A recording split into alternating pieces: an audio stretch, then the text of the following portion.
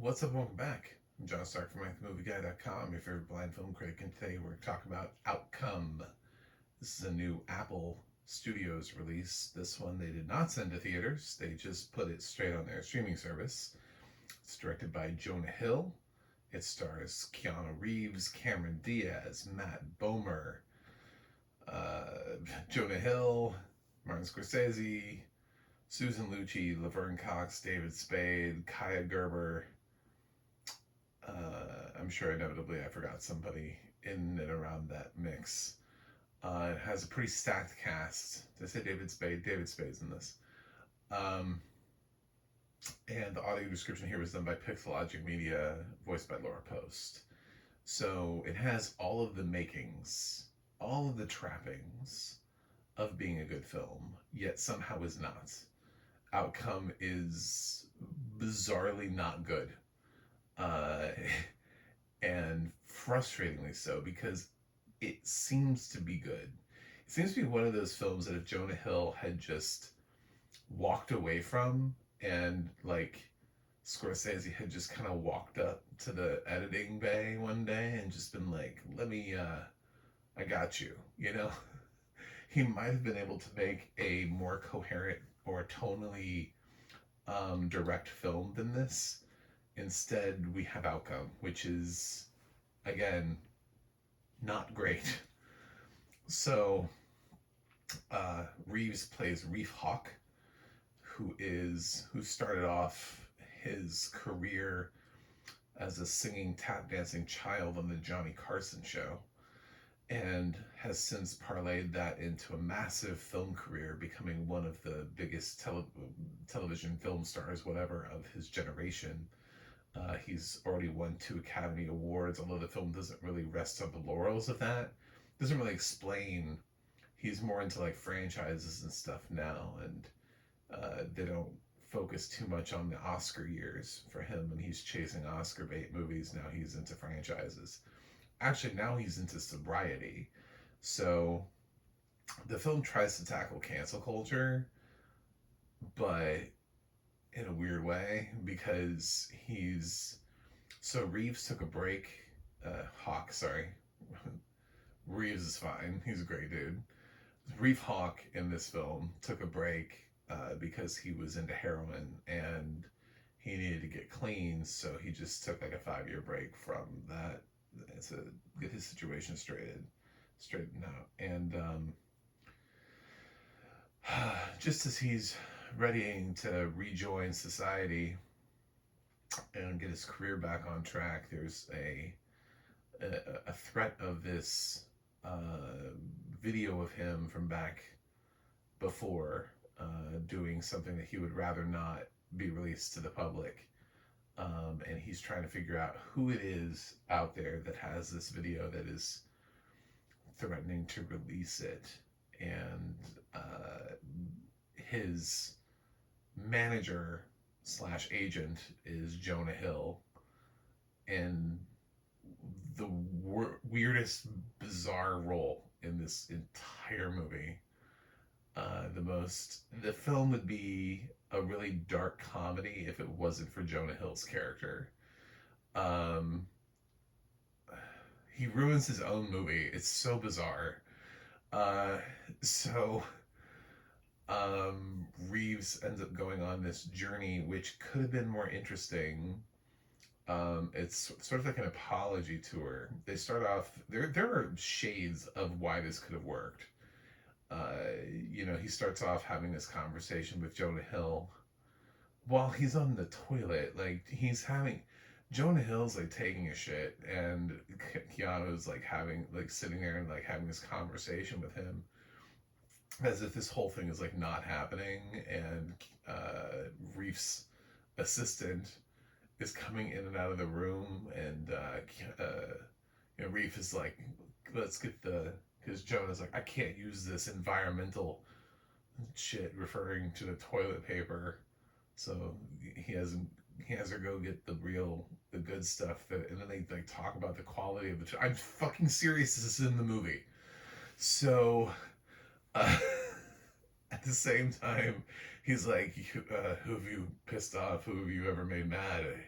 you need to go and apologize and kind of feel it out, and don't let them know that you're onto them, but see if you can figure out. So the apology tour of it is kind of interesting, because when you think about um, when you're in like those anonymous groups and you go through like the stages and stuff, one of those things is going back through it and sort of apologizing and taking ownership for the things that you did while you were an addict, and owning up to that, and hearing thoughts and feelings. And so that could have been interesting, and he has a lot of people that he has to bounce around through.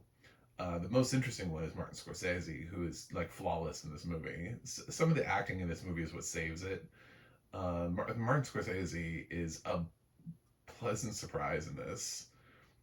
Is oddly great playing this bowling alley like agent who has, I think the little kid is Carrie. I can't think of her last name. I think it's the kid from Weapons. If I'm right, I think it's the kid from. Anyway, um, so she like a 5 second cameo. You know what I'm saying? Like he's talking to a child actor, and the child actor has this like really adult conversation with Keanu Reeves for like a second, like, oh man, I can't wait for our schedules to line up. Ah, fuck, I'm already late. Like leaves. It's great. So like Martin Scorsese stuff works really well here, and he's Reeves' old agent from back in the day, so the apology and stuff is necessary, and the film kind of comes back to that, has a nice coda for this relationship, so I really like that.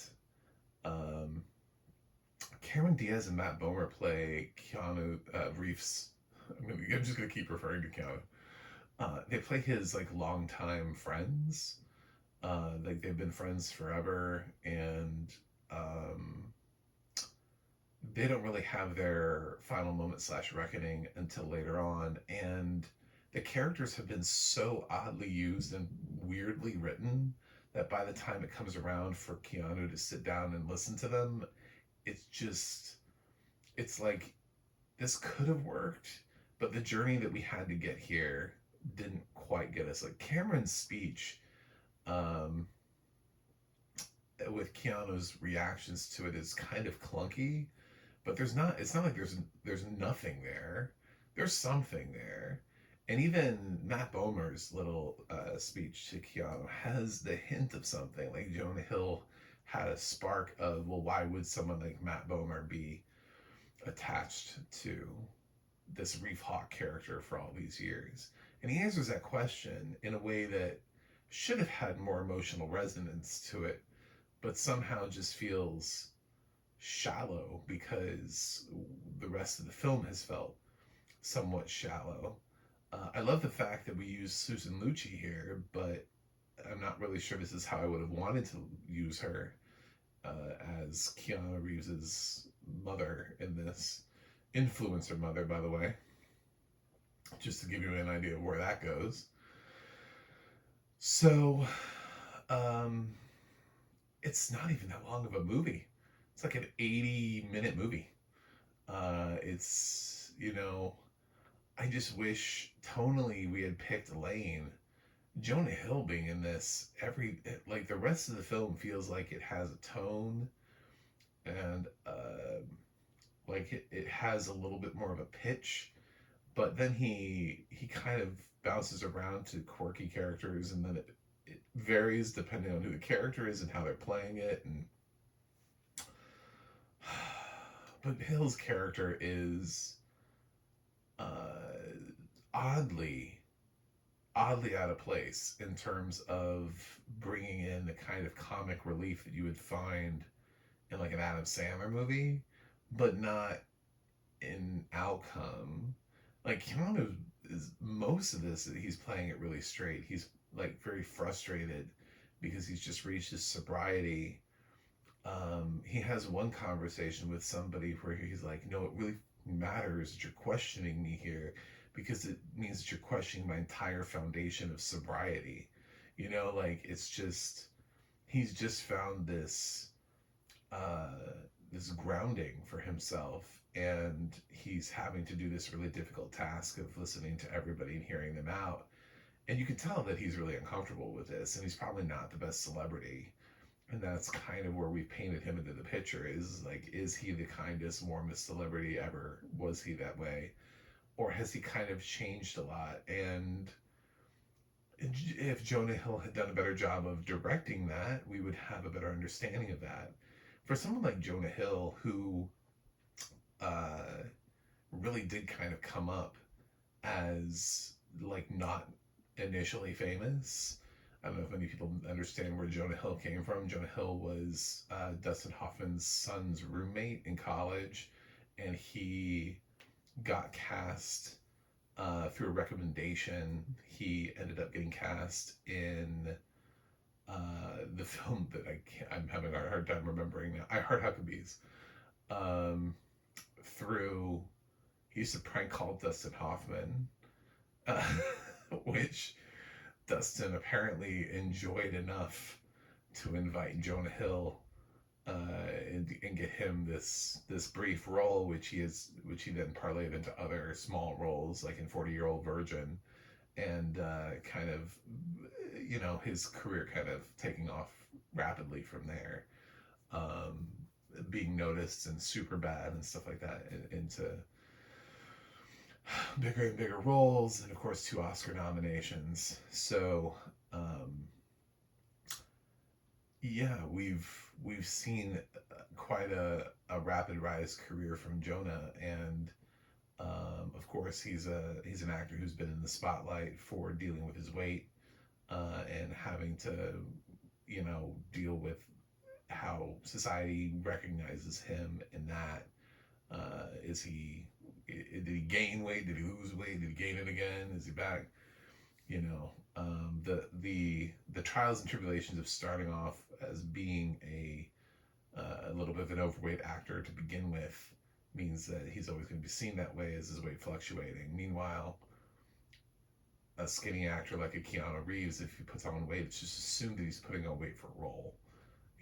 Like, oh, what role's Keanu doing that he's putting on weight for? Can't wait to see that. um, so he's had to deal with his own level of scrutiny. So I can see why he would want to write a film like this. I don't know that Jonah's I don't know that he's flirted with cancel culture. If he has, I missed it. That he's ever been like accused of doing something that was inappropriate. I don't think he has. I think this movie would resonate more with somebody who did, because then it's just like a perspective. Sometimes with Hollywood, you get like an insulated perspective on life, on what your life is like, and trying to get the rest of the world interested in it can be a little bit of a challenge. So when it's written and directed by Jonah Hill, I need Jonah to tap into that early phase of his life when he was trying to break in and remember what it was like before he was famous. That period of time, which is something that he, I think, really tried to capture with mid-90s and sort of the reverence behind his documentary Stutz, which are the previous 2 films that he's directed. Here, he is captivated by something, but I'm not entirely sure what. I don't know if he's captivated by the concept of cancel culture, but because it hasn't quite affected him, this is the kind of film that would have been really interesting to see, not Keanu Reeves playing, but actually somebody who has been affected by cancel culture. See, he's seen these people in the peripheral, like Dustin Hoffman, who have had to deal with whatever thrown at them. And I'm sure Jonah has seen his fair share of people who have gone through addiction, right, and who have struggled with, that as well, and having to rebound off of that. I don't know, maybe he went through that himself. I don't remember Jonah Hill's entire life and career. So drawing from that, but um, ultimately the outcome of Outcome is a deeply uneven movie and tonally just awkward at times. Sometimes the tone is not, and it's not the good kind of awkward where it puts you in an uncomfortable position that you're supposed to be in, where you're sitting there like, this is uncomfortable, but I'm supposed to feel uncomfortable because this would be uncomfortable for anybody. It's just, it's uncomfortable because the tonality behind it just doesn't work. And it could work, you know, it's just the approach and the writing and directing. The acting here, all these actors try their best with their material. I don't have a problem with any of the actors. If anything, some of the performances, it's amazing how some of these actors find great beats. Um, Reeves has several moments where when he's not trying to figure out what the comedy behind the scene is, in some of the more dramatic moments, he really shows the fact that the maturity that he's gained over like a career, a lifespan in the industry is quite different from when he started. He's never really gotten his due as an actor, which is interesting that he's playing a two-time Academy Award winner here. I think it would be far more interesting had he not been an Academy Award winner, had he been basically who he is, somebody who's a major star, who has been chasing the kind of sort of the critical reception and recognition and has never really quite gotten it, but has gotten it from audiences, because that's who Keanu Reeves is. Will he ever get an Oscar nomination? I don't know. You know, something like this he could have. I believe if this was a Martin Scorsese movie, he would have. You know, flip the roles around. But um, I don't know. There isn't really any introspection here to carry the film, but there are some good performances that are memorable to make it so that it's not like a complete waste of time. But I really didn't like the time spent here, the 80 minutes, which felt like it flew by the way, also at the same time. Like, it was kind of excruciating, but also at the same time, I was like, man, that was short. You know, like at the same time, it kind of just felt like it just ended, just like resolved, and I was like, was that the movie? That's all we got? Is that that's the gas that was in the tank? So, um, I I can't recommend Outcome. The audio description, PixelLogic, Laura Post, uh, they did the best that they could with it. They keep it light and fluffy. Laura Post is doing her like upbeat to kind of match what is totally all over the place.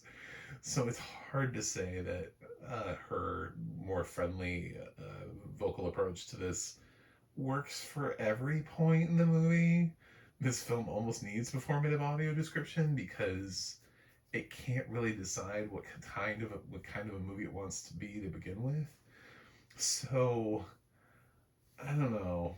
Anyway, the outcome of Outcome is I wouldn't watch it. That's the outcome. I would say skip it. Probably definitely one of the weaker films of the year. It'll be interesting to see where this lands on the list of the year's worst films of the year. I hate to say that's where this is headed, but save a couple of performances, Outcome is really just not worth your time. I'm gonna give Outcome a 3.4 out of 10. It just really, I think Jonah Hill struck out with this, um, which sucks. But I'm a big fan. I'm a big fan of like everybody in here, especially Cameron Diaz and her like fragile, like, well, I guess I'll start acting again gradually. It's like, pull her in, somebody rescue her and throw her into a good movie, please, because after this and the thing that she made with Jamie Foxx, I don't want her to go away again. But yeah, so there you go. Outcome. Thanks for watching. Thanks for subscribing, and I'll see you guys on the other side.